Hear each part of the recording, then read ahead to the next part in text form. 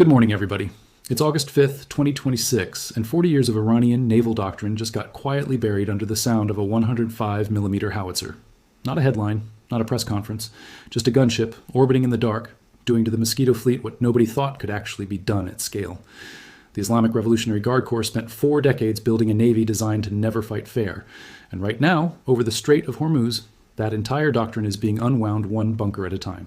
This is the story of the AC-130J Ghost Rider, the ugliest, slowest, most terrifying aircraft in the American arsenal, and why it might be the single platform Iran fears more than anything else flying over the Gulf. Let's set the table here, because there's a lot going on. As of this week, the ceasefire conditions are still shaky. Iran and the US are supposedly talking through Oman about reopening the strait. President Trump called the perimeters of a deal agreed to, and then less than 24 hours later, he was back on Truth Social, calling the regime unbelievably duplicitous. That's basically the entire relationship in one sentence. But underneath all of that diplomatic back and forth, there is a quieter story that barely anybody is covering, and it's this. Even while the politicians talk, American gunships have not stopped hunting. And what they've been hunting is the one weapon system Iran built its entire coastal strategy around, the small, fast attack boat. For decades, this was Iran's ace card. You don't need an aircraft carrier if you can flood a choke point with 1,000 speedboats. You don't need a blue water navy if geography hands you a 21-mile wide strait that carries a fifth of the planet's oil. The doctrine was simple, cheap, and honestly kind of brilliant on paper. Build thousands of small fiberglass boats, hide them in caves carved into the coastline, seed the seabed with mines, bolt anti-ship missiles into mountain bunkers, and dare anyone to come clean it up. It's called asymmetric warfare for a reason. You can't out-navy the United States, so you make the United States fight a different war entirely, one where numbers and unpredictability matter more than steel and tonnage. And for a long time, it worked. It worked well enough that Iran built an entire economic model on top of it, a de facto toll booth in the middle of one of the most important waterways on Earth. But here's the problem with a 40-year-old doctrine. It was built to defeat ships. It was never built to survive an aircraft that can sit above you for hours, see everything, and never run out of ammunition. So let's actually talk about this airplane, because most people have no idea what they're looking at when they hear the words gunship. This isn't a fighter jet. It's not sleek, it's not fast, it doesn't dodge anything. The AC-130J Ghost Rider is a modified C-130 cargo plane, and it looks like exactly that from the outside, a lumbering 4-engine transport aircraft that should not, by any reasonable logic, be one of the most feared weapons in the Middle East right now. But strap a 105mm howitzer to the side of a plane, add a 30mm cannon, load it up with laser-guided small-diameter bombs and Hellfire missiles, and give it sensors that can pick out a human being from 3 miles up in complete darkness. And you've built something that doesn't need to be fast. It just needs to be patient. There are at least 3 of these things confirmed operating in and around the Strait of Hormuz right now, part of the 4th and 73rd Special Operations Squadrons, both of them flying out of Hurlburt Field in Florida before forward deploying into the region. They passed through RAF Lakenheath back in March on their way east, and since then they've basically become the night shift supervisor for the entire strait. Each one of these aircraft costs around $165 million, which sounds like a lot until you realize what it's replacing. Before the Ghost Rider showed up in force, hunting a fast boat meant sending in a destroyer, or scrambling a fighter jet for a strafing run, both of which have limits. A destroyer can't chase a 70-knot speedboat into a cave. A fighter jet has maybe a few seconds of weapons engagement time before it's out of range and has to come back around. The gunship doesn't have that problem. It orbits. It loiters for hours. It watches a target, confirms it, and then puts a round on it with a level of precision that a moving boat in open water simply cannot escape. And that's really the heart of why this platform is such a nightmare for Iran's doctrine specifically. The entire Mosquito fleet strategy depends on chaos and dispersion.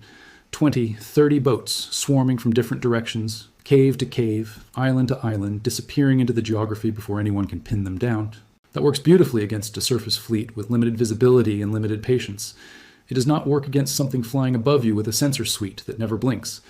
The Ghost Rider's fire control system links radar, infrared, and electro-optical sensors together so the crew can track multiple moving targets simultaneously, day or night, through haze, through the kind of low visibility that used to be Iran's best friend. Add in the fact that these aircraft can be cued by overhead surveillance drones already circling the strait around the clock, and you start to understand the picture. It's not one gunship hunting one boat.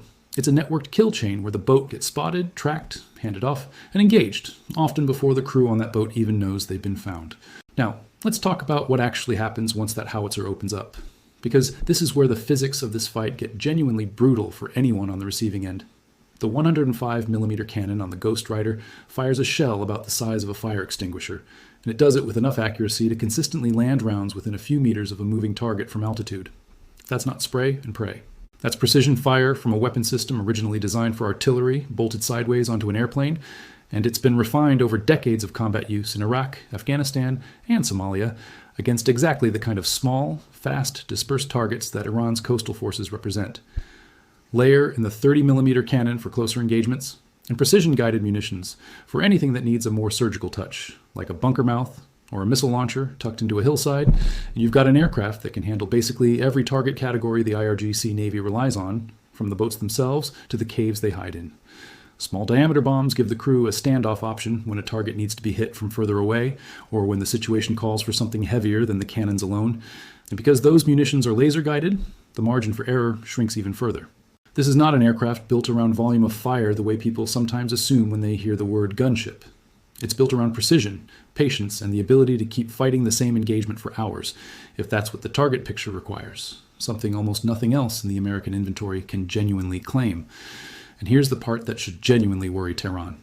Central Command has already confirmed that airstrikes, a good chunk of them credited to exactly this kind of persistent air power, have destroyed more than 140 Iranian naval vessels since the war kicked off in February, including fast attack craft and larger surface ships like the Iris Dana. That's not a number Iran can just wave away. Their own state media has tried to spin it, claiming the fleet remains fully operational, claiming the Mosquito fleet is still lurking and ready to surge, hidden beneath mountains and inside secret bases on islands like Furor, ready to emerge at will. And sure, nobody thinks the US has found and destroyed every single boat hiding in every cave along that coastline. Analysts think the IRGC could still have anywhere from hundreds to well over 1,000 of these small craft tucked away, and even the most aggressive American air campaign in a generation, one senior admiral called it the largest buildup in the Middle East in a generation, was never going to physically eliminate every single hull. But quantity was never really the flex here. The flex was always unpredictability, the idea that you couldn't find them fast enough to matter. And that's exactly the assumption the Ghost Rider is designed to break. Think about what it actually means to lose the element of surprise when your whole doctrine is built on it. If a fast boat launches from a hidden cove and an aircraft already circling the area with infrared sensors picks up the heat signature and the wake within seconds, the boat has lost before it's even accelerated to attack speed. If a swarm of 10 or 15 boats tries the old 360-degree encirclement tactic against a merchant tanker, and there's a gunship already orbiting that shipping lane because it's been flagged as high risk, that swarm isn't overwhelming anybody. It's getting picked apart boat by boat while the crew watches in real time on a targeting screen. The entire doctrine depended on the hunter never seeing the hunted until it was too late. Take that away, and you're not left with an asymmetric strategy anymore. You're left with a bunch of fiberglass boats sitting in open water with nowhere to hide. It's honestly kind of poetic in a dark way.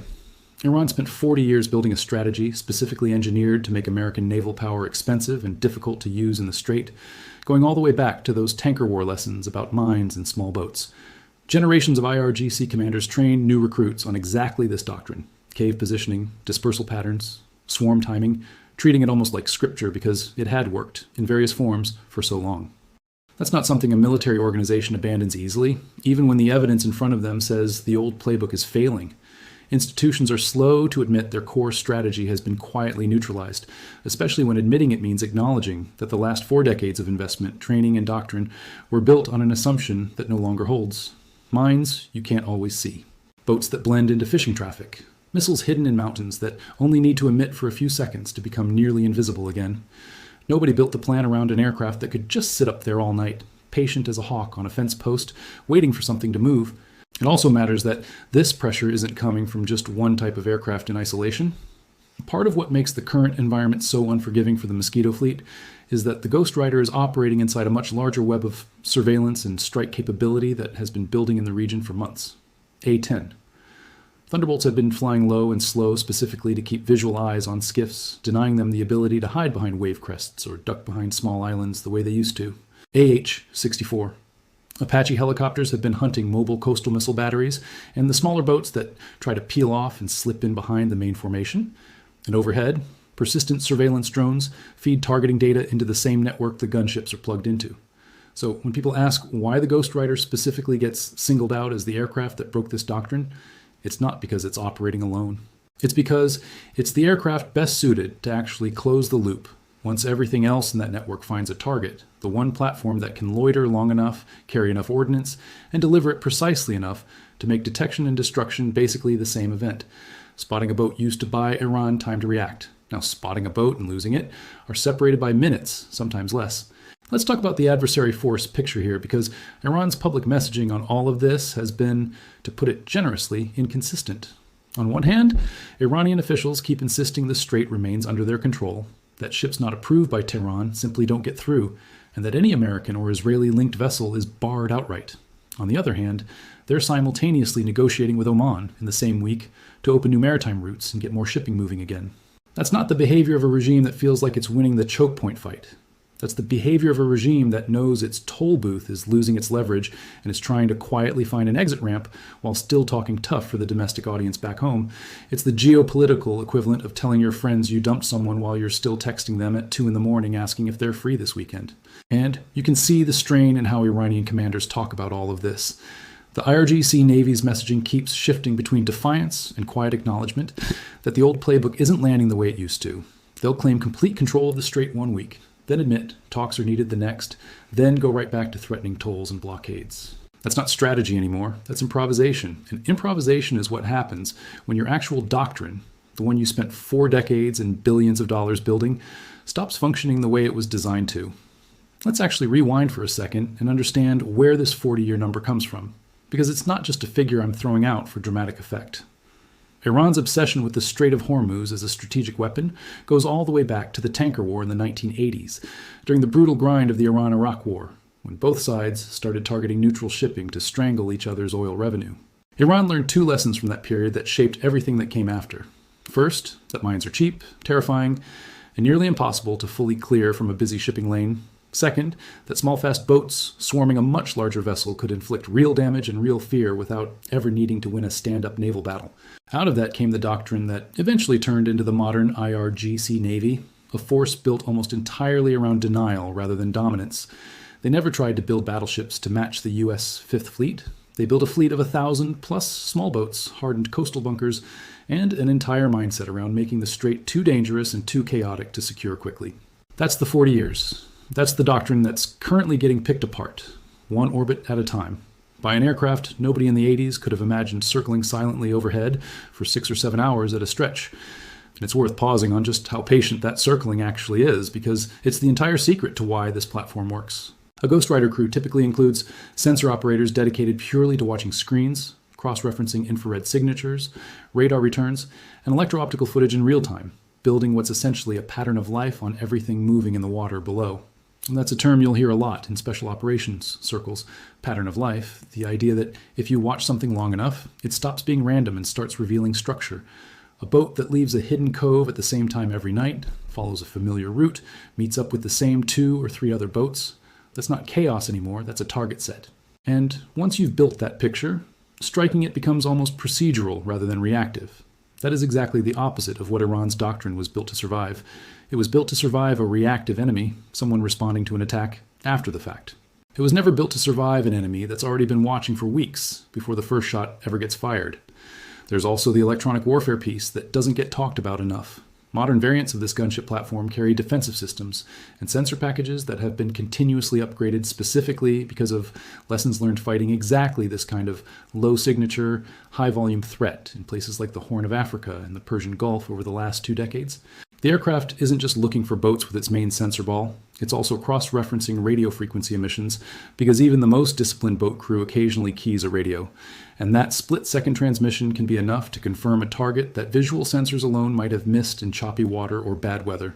Stack all of that together, radar, infrared, electro-optical, signals intelligence, and you get a genuinely uncomfortable truth for anyone hiding a boat in a cave along that coastline. There is no longer a reliable way to know whether you've actually gone undetected. And, in a doctrine built entirely on the assumption of invisibility, that uncertainty alone is enough to start unraveling everything. There's also the economic angle here, and it matters more than people realize. At the peak of the blockade, Iran was reportedly charging certain tankers up to $2 million just to transit safely, essentially running a protection racket on one of the most vital waterways on the planet. That was the payoff for 40 years of asymmetric investment, the ability to monetize a choke point without ever needing to win a conventional naval battle. But a toll booth only works if people believe you can actually enforce it, and enforcement gets a lot harder when the boat's meant to do. The enforcing are getting hunted the moment they leave the cave. Every vessel that gets caught on camera by a gunship crew, every strike that gets confirmed by Central Command, chips away at the credibility of that entire economic model. Shipping insurers pay attention to that kind of thing. War risk premiums either come down because the threat looks contained, or they stay sky high because nobody trusts the calm. Right now, with talks ongoing and strikes still happening quietly in the background, that risk pricing is genuinely stuck in limbo, and Iran needs it to move in their favor a lot more than the United States does. Now here's where I think most coverage of this war is missing the bigger picture, because everyone's fixated on the headline numbers, missile counts, ship counts, casualty figures, and almost nobody is talking about what happens to a 40-year-old military doctrine when its central assumption gets proven wrong in real time. The IRGC Navy's entire identity, the thing that made it feared, respected, and studied by naval strategists around the world for decades, was the idea that geography plus dispersion plus unpredictability could neutralize a technologically superior opponent without ever having to match them ship for ship. That idea wasn't crazy. It worked against bigger, slower threats for a very long time. What broke it wasn't a bigger navy.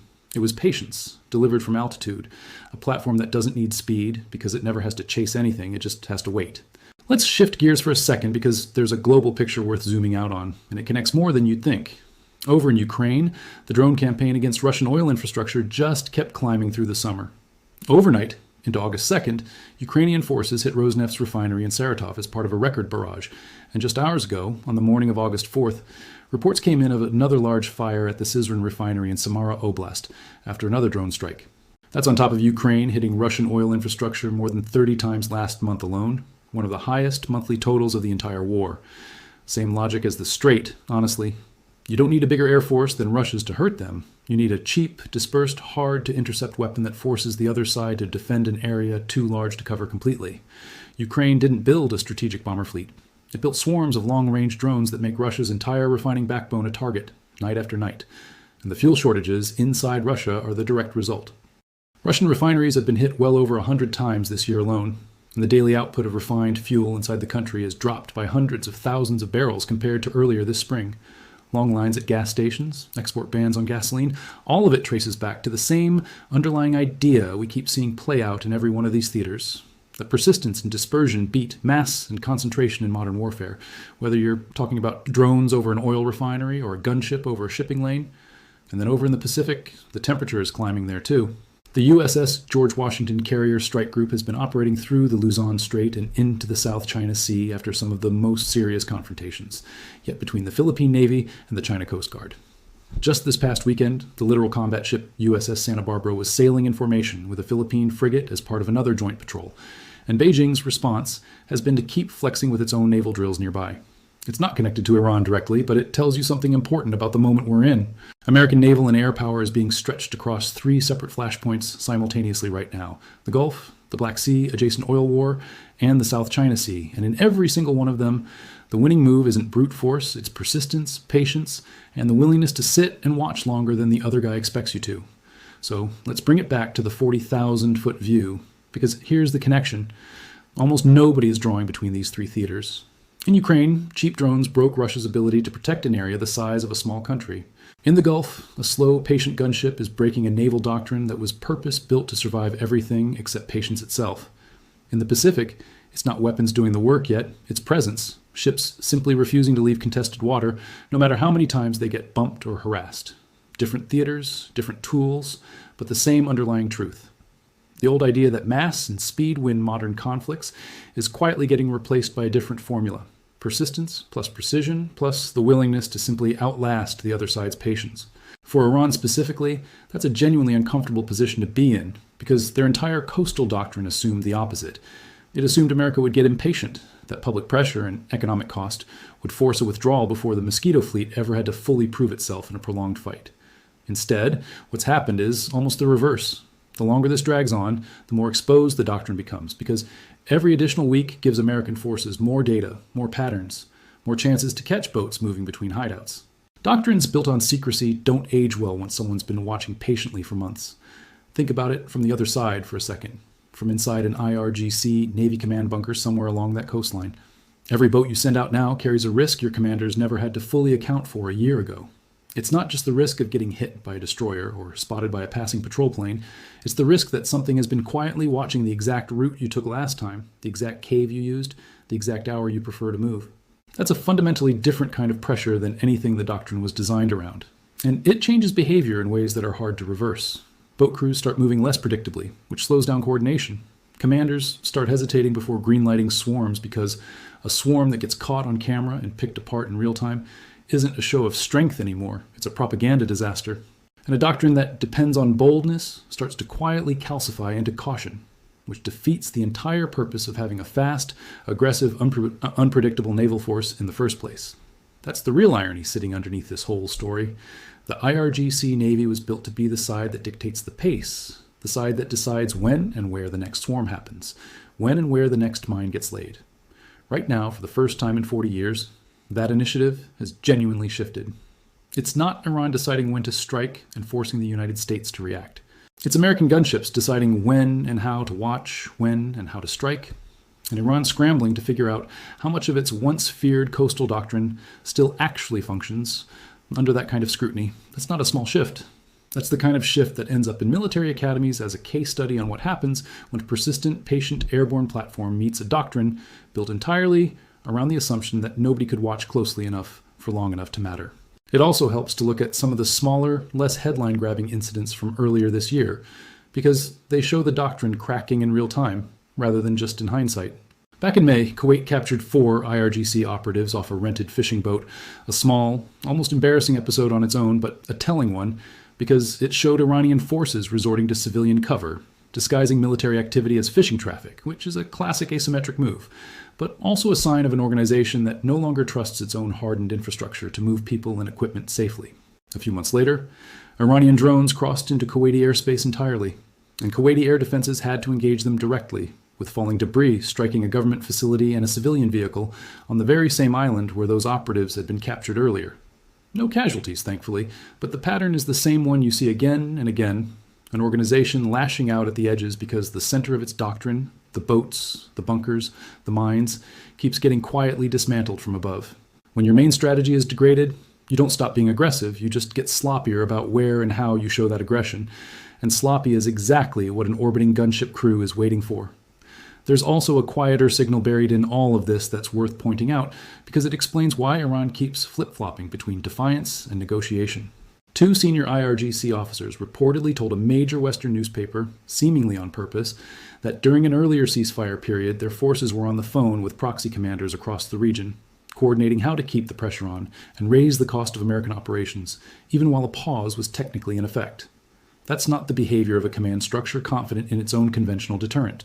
That's a regime that knows its direct naval capability has been degraded to the point where its best remaining leverage is proxies and delay tactics, not the Mosquito fleet that used to be the crown jewel of its coastal strategy.